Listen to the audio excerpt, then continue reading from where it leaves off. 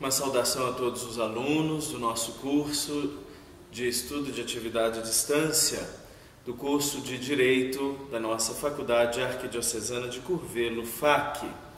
Este ano, então, o curso oferecido é o curso de Direito Comparado e seus sistemas.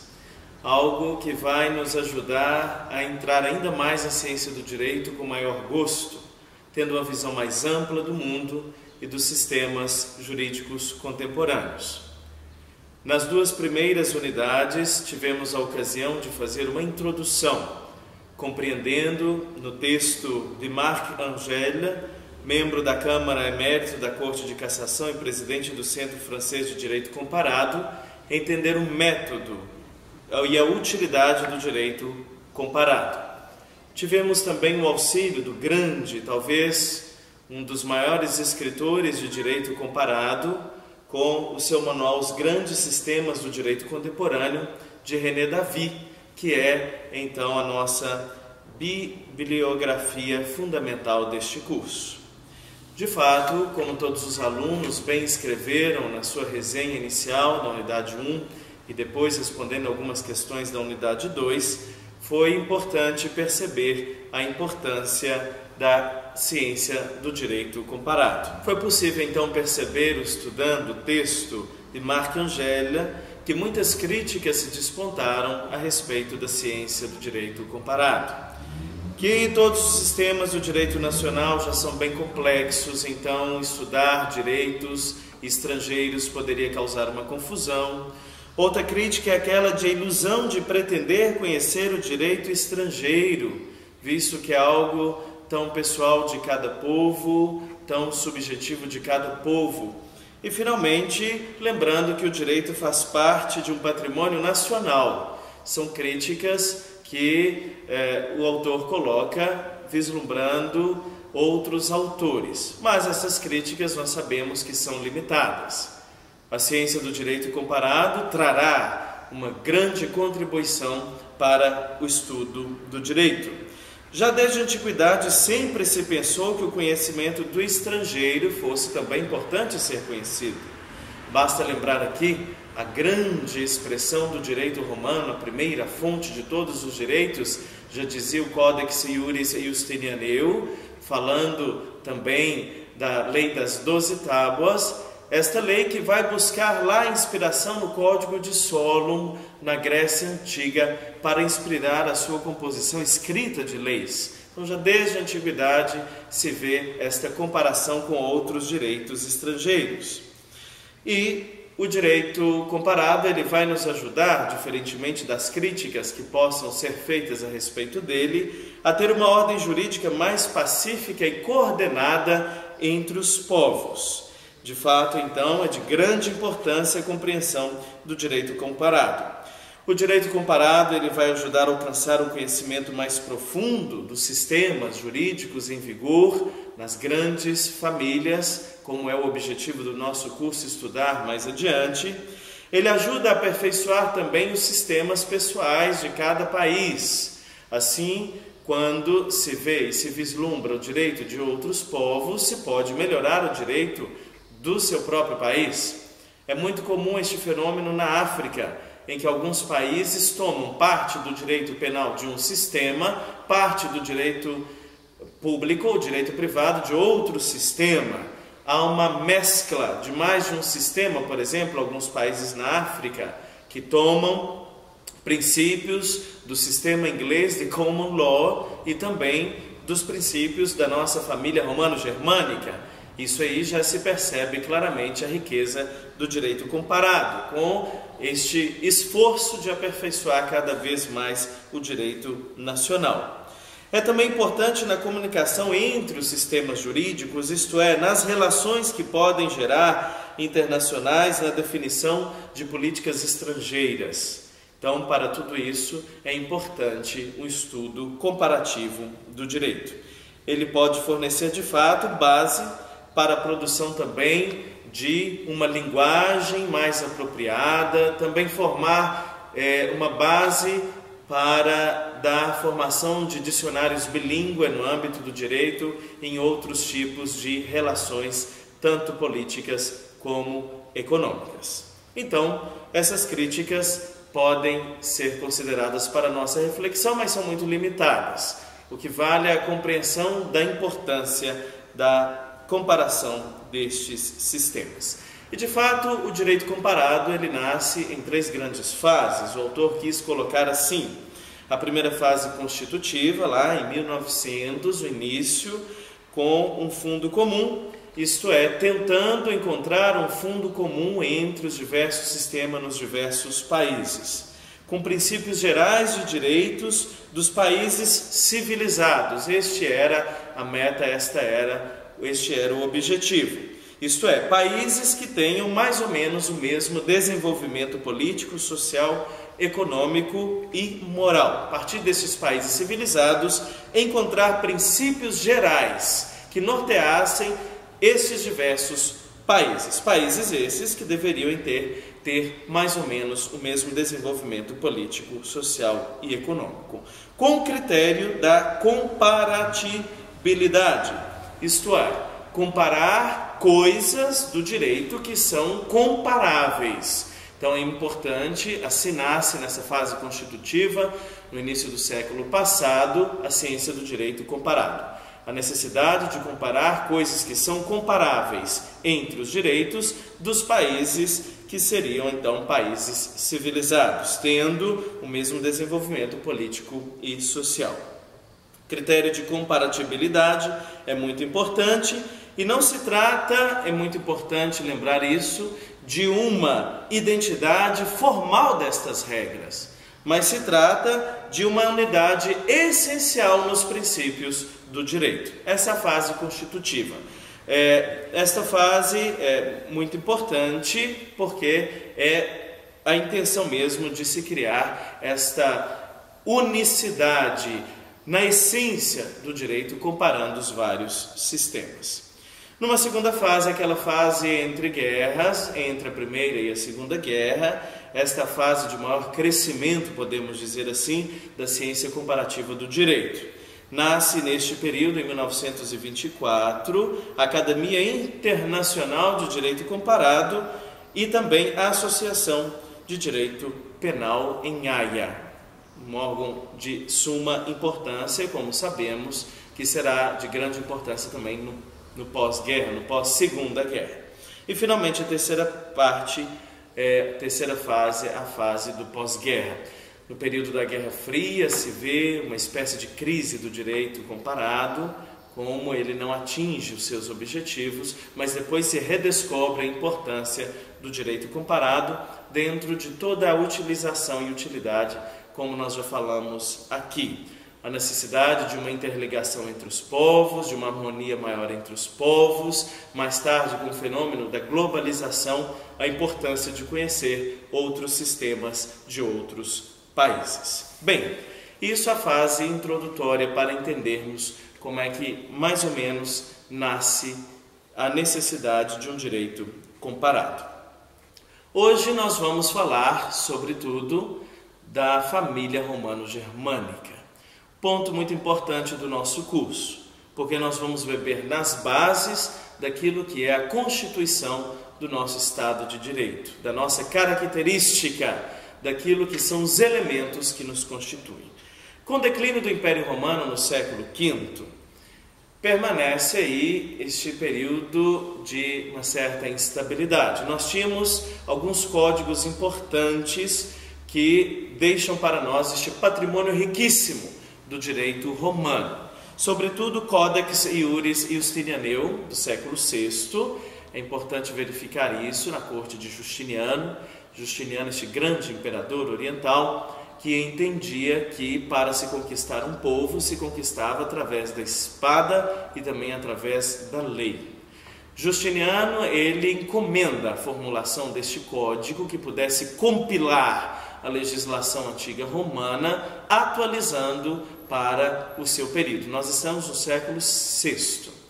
Justiniano encomenda a um grande jurista chamado Triboniano, para que Triboniano fizesse então uma compilação dos chamados pareceres dos jurisconsultos, o que vai resultar num famosíssimo livro que compõe este códex, que compõe esse código de leis, que é o chamado Digesto. O Digesto de Triboniano recolhe então todo este material dos jurisconsultos romanos e é chamado de iura. Esse iura, este conjunto de leis, este conjunto jurídico de regras de direito dos jurisconsultos romanos, que forma este documento do Digesto, que compõe então o Codex Iuris Justinianum, juntamente com os institutos, sobretudo inspirado nos Instituta de Gaio, grande jurista do século II, também os Novelia, isto é, a produção do direito que foi sendo formada imediatamente após estas primeiras compilações, formando assim o Corpus Iuris Justinianum, que recolhia então todo este aparato, todo este patrimônio de direito romano. Outros textos nós podemos encontrar no Oriente, mas também na Península Itálica, Lex Romana Visigotorum, que era uma junção exatamente de princípios do direito romano com o direito dos visigotos, que era um grupo dos bárbaros presente ali. Outro documento que não podemos esquecer, início do século VI, o Breviário de Alarico, presente na França e também na Península Ibérica. Destes códigos e de outros documentos, nós podemos recavar, colher elementos do antigo direito romano. No século VI foram redigidos leis bárbaras, não é? Depois deste processo aí de compilação deste patrimônio românico, foram do século VI a mais ou menos o século XII, nós podemos enxergar o fenômeno de redações de leis bárbaras e dos tribunais germânicos. Diversas leis bárbaras foram sendo compostas dos diversos povos bárbaros até o século XII. Naturalmente não se tinha este arcabouço refinado do direito romano. E o direito erudito romano, ele pouco a pouco vai dando lugar a um direito vulgar, que é aplicado espontaneamente por essas populações bárbaras. Este direito, não como direito romano, ele tem um alcance somente local, eles não são sempre fixados por escrito, quase nunca fixados por escrito. E na Idade Média, a sociedade voltou a um estado realmente primitivo no âmbito do direito. Então, do século VI ao século XII, nós verificamos este fenômeno de uma volta, de um retrocesso a um verdadeiro e próprio estado mais primitivo. Por exemplo, características deste período. Os litígios são resolvidos pela lei do mais forte. Então, não por uma lei objetiva, escrita e bem articulada, bem traçada, como se podia ter no direito romano, ou ainda pela autoridade muito arbitrária do chefe local. Então há um direito que oscila muito de acordo com cada caso. Isso no período da Idade Média. Mas com o surgimento das cidades, o renascer das cidades, o renascer do comércio, nós verificamos um verdadeiro e próprio renascimento do direito.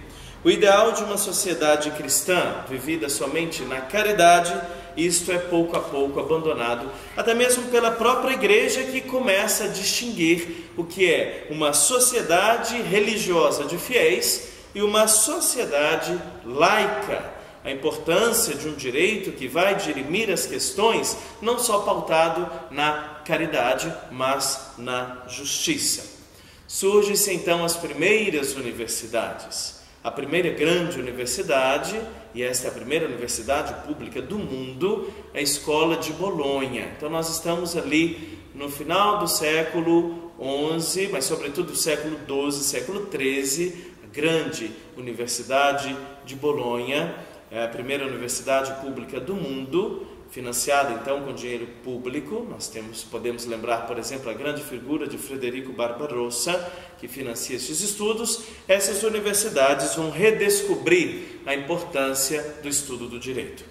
Já que as cidades e o comércio estavam tão desenvolvidos, não era mais possível a cidade ser organizada com esse direito consuetudinário, arbitrário, fraco, que não respondia mais às exigências dessas novas cidades.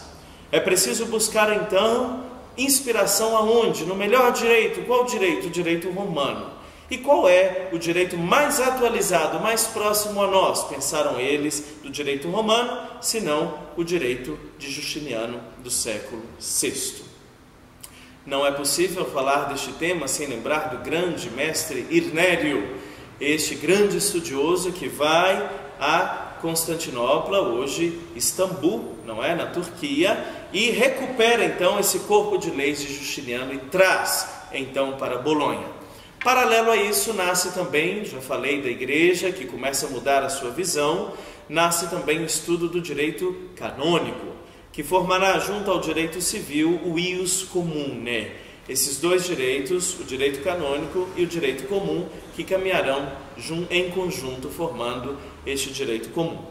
Paralela à atividade de Irnério, tem-se outro grande jurista, mas nesta esfera do direito canônico, que é Graciano. Graciano também tenta fazer este mesmo movimento de compilar, de organizar todo o material canônico, através do método de concordância dos cânones que são discordantes.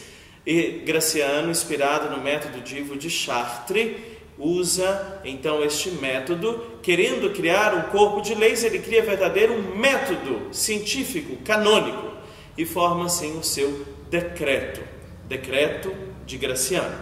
Graciano vem expurgar todos os textos que são discordantes, colocando em ordem por auctoritas, isto é, autoridades que compõem e formam essas antigas coleções canônicas, também usando de critério dos temas selecionados e também do material mais recente, tirando então o material abrogado, o material mais antigo.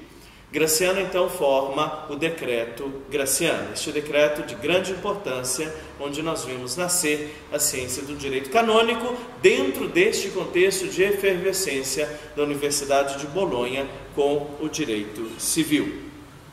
Então é belíssimo poder ressaltar que a nossa família romano-germânica não nasce de interesses políticos, mas nasce sobre uma comunidade de cultura, tentando enxergar métodos, tentando enxergar caminhos que direcionassem a organização desta sociedade, dessas novas cidades que estão se formando no âmbito da comunidade.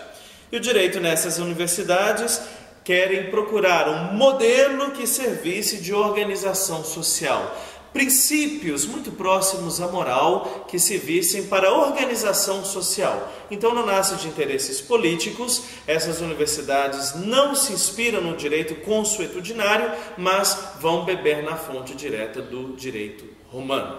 Este direito mais atualizado das cortes de Justiniano, como já disse, do Corpus Iuris Justinianeo. Este conjunto de leis formado por códex, digesto e instituições e outros documentos mais recentes que nós chamamos de novelli. Este conjunto de leis foi trazido então por Irnério a Bolonha e nascem assim os primeiros estudos em torno ao direito, a ciência do direito. Aqui nasce, podemos dizer assim, no século XII, a ciência do direito.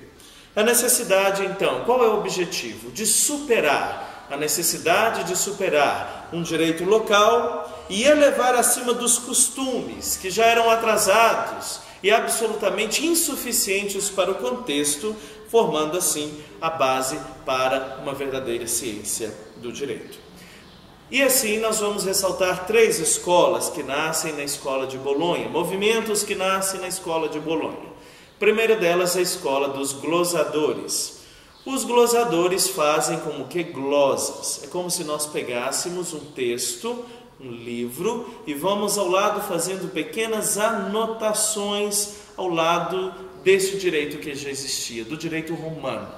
Eles, os glosadores, entendiam este direito romano como quase algo divino, um patrimônio importantíssimo, que se deve ter cuidado, um patrimônio de suma importância que não se deve tocar, se deve somente comentar, quase como a Sagrada Escritura. Se deve comentar este direito que é o direito mais puro, mais genuíno, que é o direito romano. Os glosadores começam a fazer essas glosas ao lado do direito romano, sem tocar no direito romano, comentando o direito romano. E assim nascem grandes glosas. Estes comentadores, eles vão expurgando, eles vão comentando pouco a pouco, sentindo o sentido originário das leis romanas, sem interferir diretamente no contexto, no texto da lei romana. Grandes glossas são feitas neste período, isto é, grandes comentários são feitos ao sentido original do direito romano. Depois da história da escola dos glossadores, nasce a escola dos pós-glossadores no século já XIV. O direito romano começa a ser expurgado, tirar aquilo que não servia, como exemplo, a matéria matrimonial, que já era tratada, por exemplo, no direito canônico, essa já não serve mais, porque o direito canônico já vai regular a matéria matrimonial. Por exemplo, o Instituto Jurídico da Escravidão, que também já não serve mais, cai em desuso, isso também vai ser expurgado. Os pós-glossadores vão, portanto, expurgar este material do direito romano desnecessário.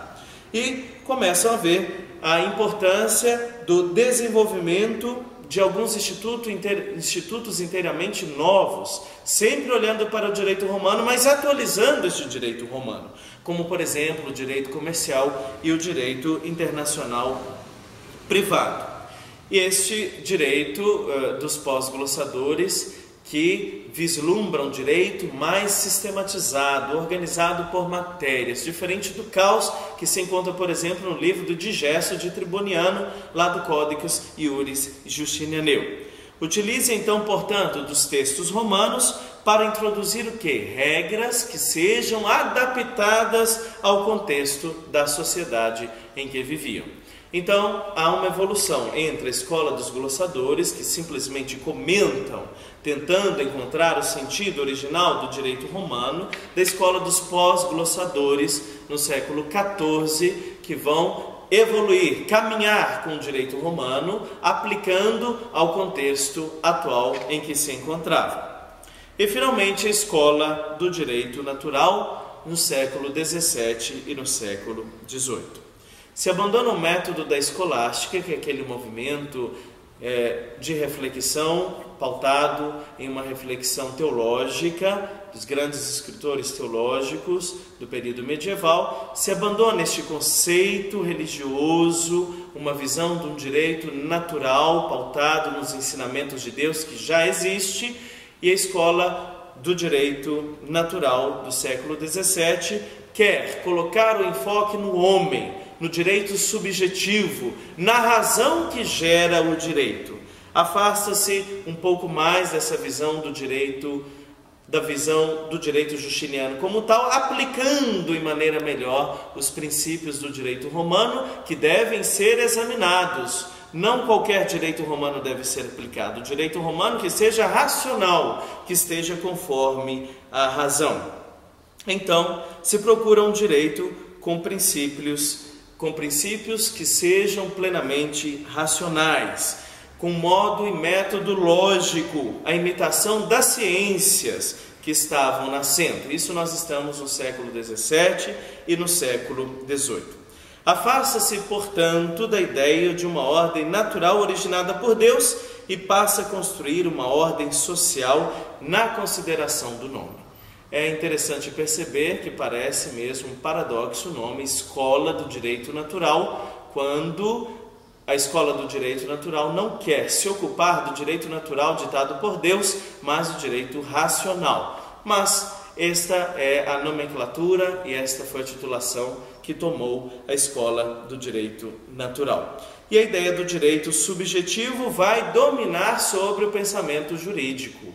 A ideia deste direito subjetivo do homem não vê mais no direito um dado natural, mas o direito é um dado da razão. E as regras, portanto, repetindo do direito romano, só podem ser aplicadas após exame, quando não forem contraditórias à razão. Essas são as três grandes escolas que vão sustentar, que vão pautar a nossa grande família romano-germânica. Nessa primeira aula nós vamos ficar com essa parte introdutória histórica e na segunda aula sobre a família romano-germânica vamos entrar em outra fase do nosso estudo, que é exatamente a expansão além da Europa do nosso sistema romano-germânico e a estrutura do direito, as divisões, os conceitos e, finalmente, as fontes do nosso direito romano-germânico, que é o costume, a lei, a jurisprudência, a doutrina e os princípios gerais.